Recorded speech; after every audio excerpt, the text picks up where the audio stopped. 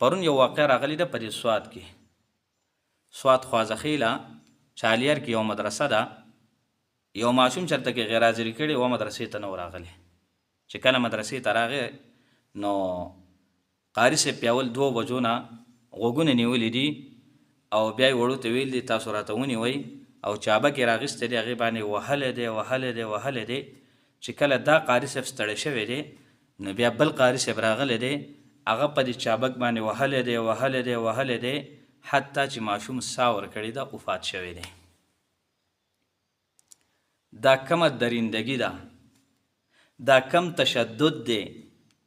آیا قاري صاحب دا کم اسلام دی؟ دا په کم اسلام کې وهل دي؟ وهل خو په 4 مذاهبو کې نشته. د ماشوم د تربیت هغه دا طریقه نه ده چې ته ماشوم ووهه. د ماشوم د تربیت نورې ډېرې طریقې دي.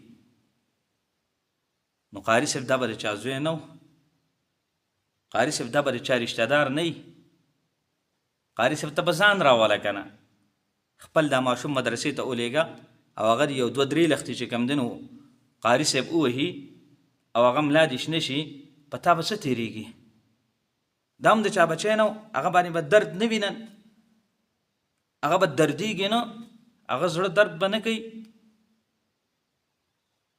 نو د دې وجې نه دا ظلم شوی دی، دا زیاتې شوی دی.